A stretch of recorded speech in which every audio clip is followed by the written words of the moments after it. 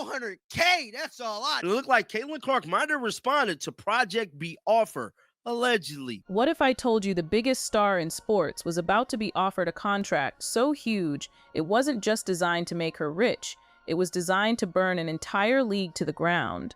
We're not talking about a record-breaking salary. We're talking about a $50 million weapon. I thought this was fake. I didn't think LeBron or anybody else would be in on this league to compete with the NBA. It looked like this whole world thing could be finally getting some competition on a major level. Aimed directly at the heart of women's basketball.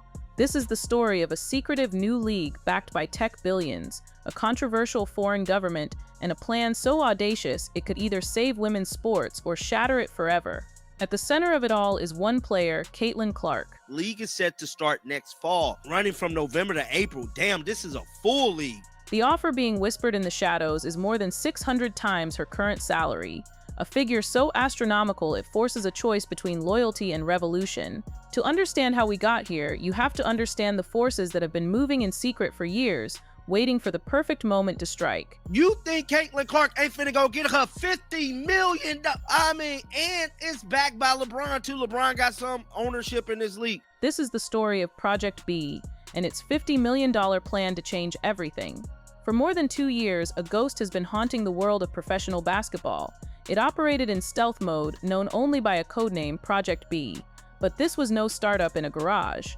This was a calculated, heavily funded operation engineered by the titans of the tech world, men who specialize in disruption. For example, if the new league offers Angel Reese $50 million per year, Angel Reese ain't finna get no damn $50 million, bruh. The masterminds behind the curtain are Grady Burnett, a former high-level executive at Facebook, and Jeff Prentice, one of the co-founders of Skype. These aren't just sports fans. They are architects of global systems, and they've designed a league that attacks every weakness of the current establishment. Burnett himself has stated he believes Project B can become a multi-billion-dollar business.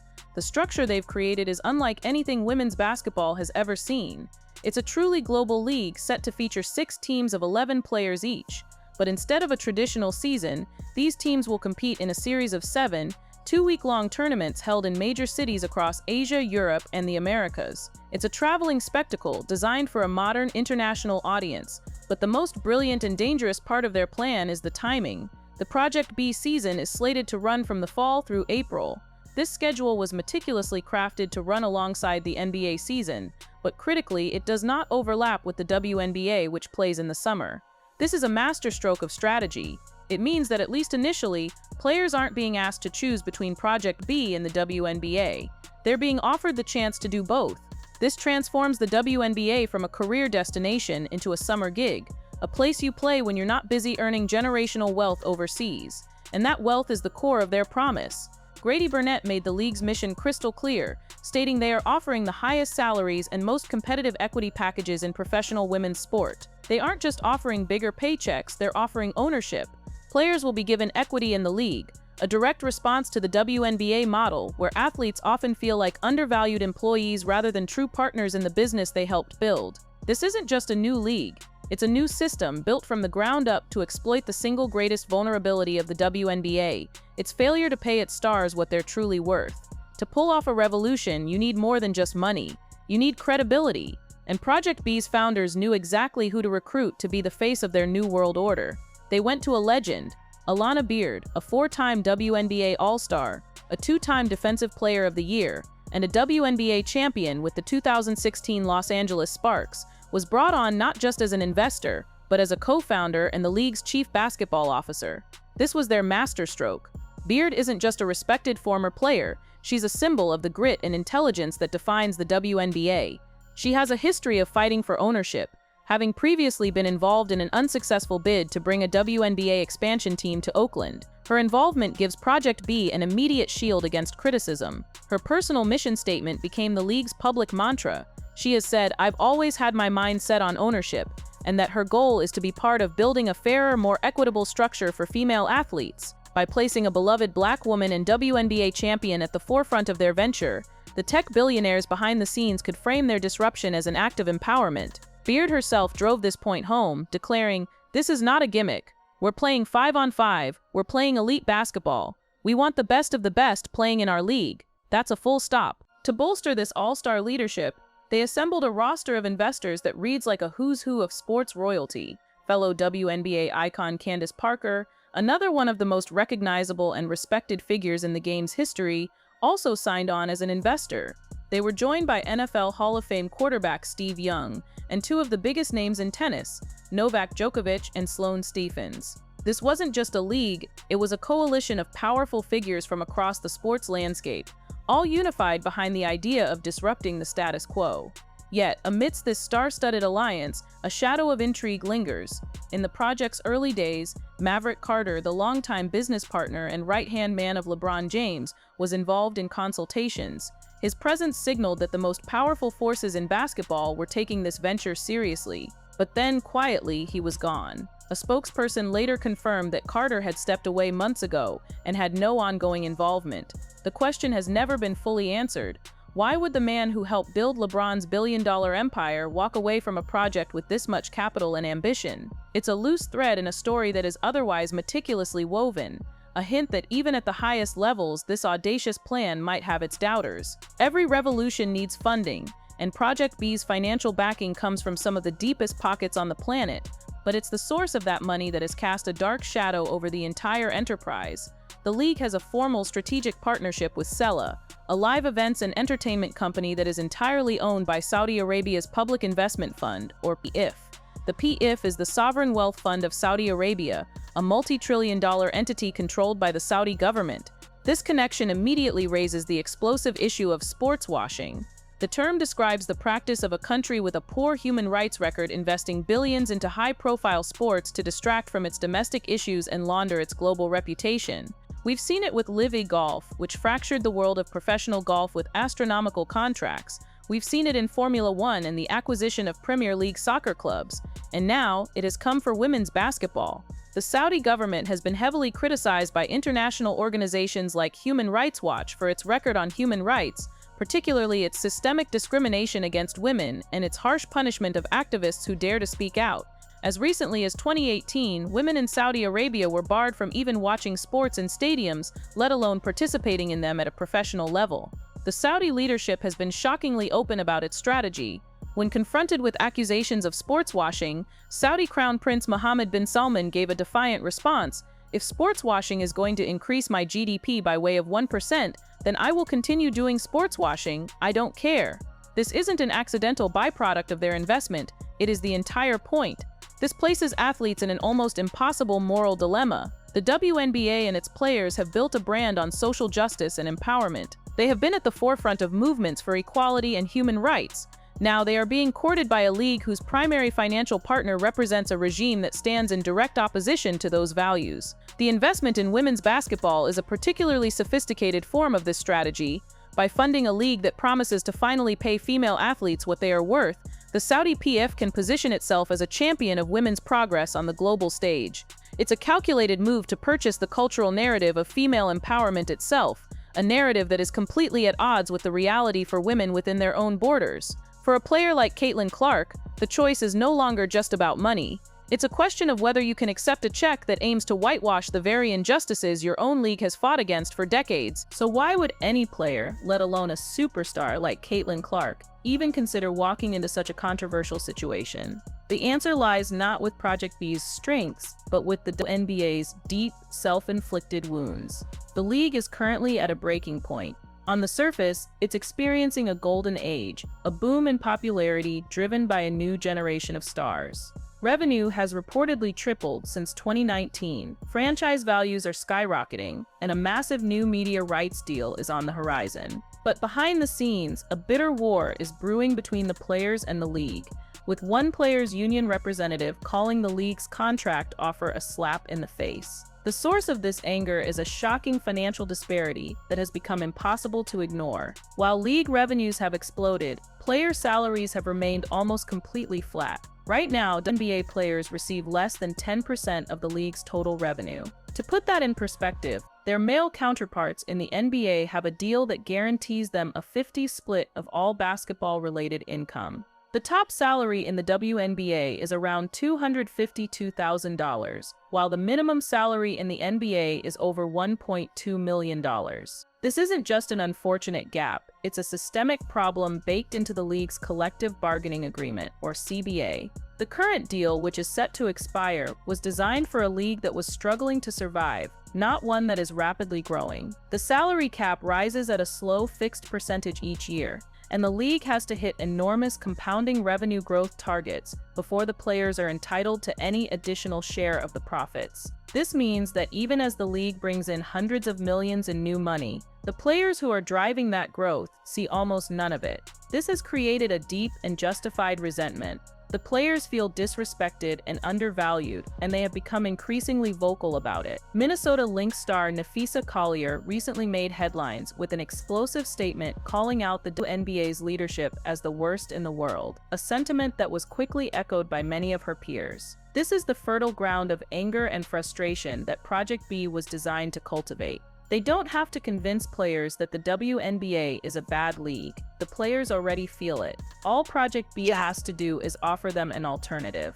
The WNBA's greatest threat isn't a foreign league with a blank check. It's the consequence of its own failure to share its success with the women who created it. No player in history has exposed the WNBA's broken financial system more clearly than Caitlyn Clark. She is not just a basketball player. She is a cultural and economic phenomenon, a one-woman stimulus package for the entire league.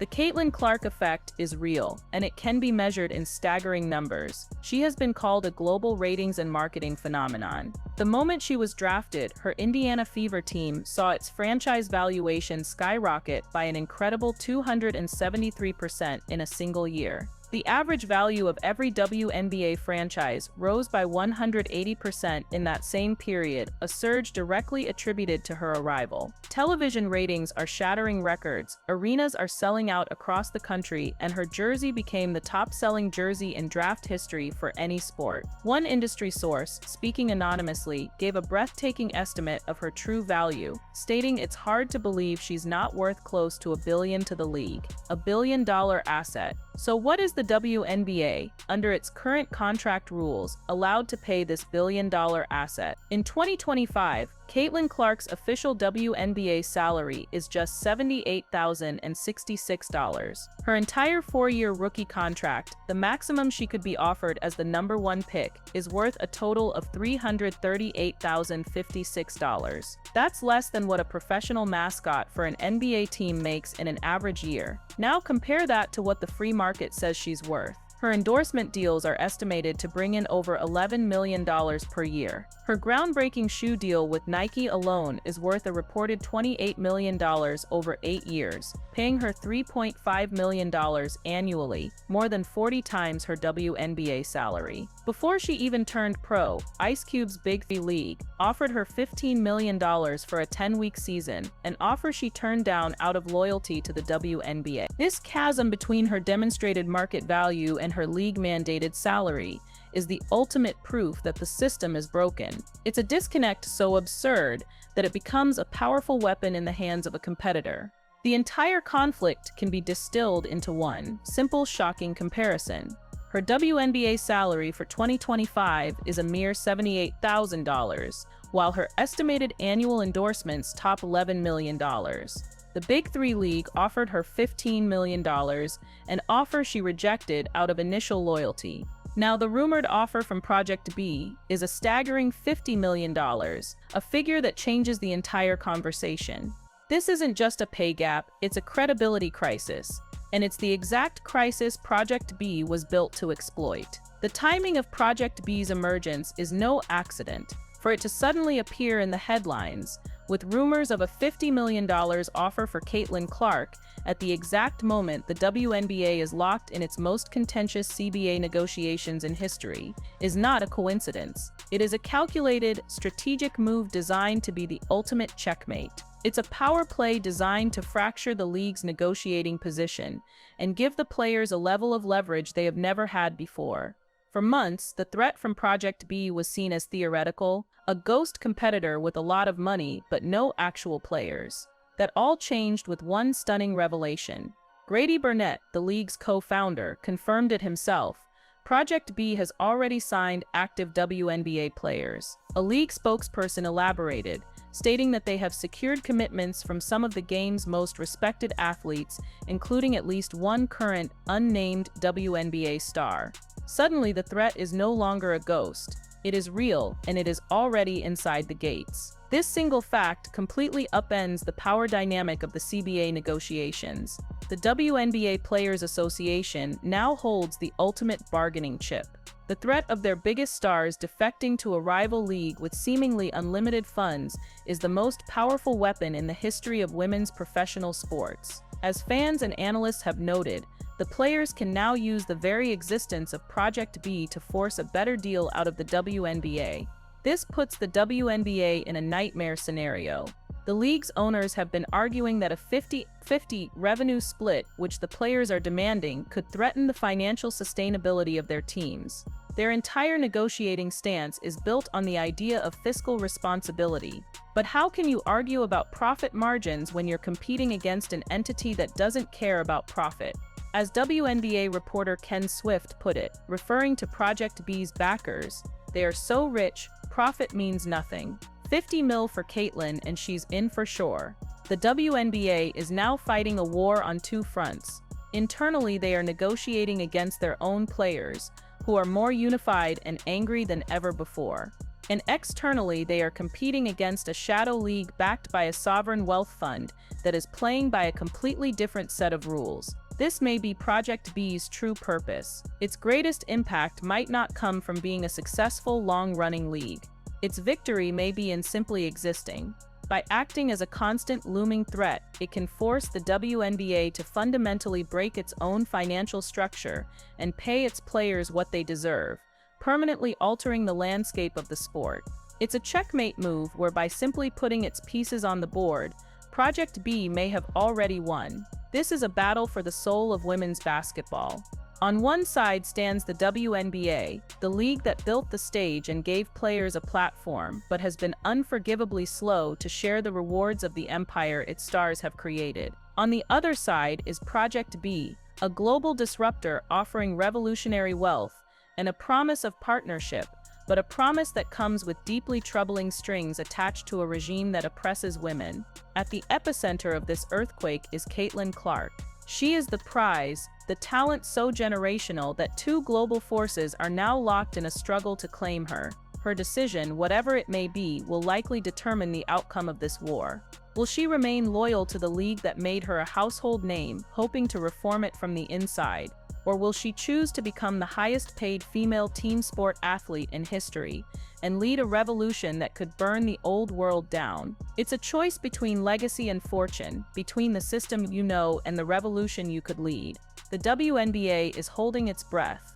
The world is watching. So what happens next? The answer lies with the $50 million question.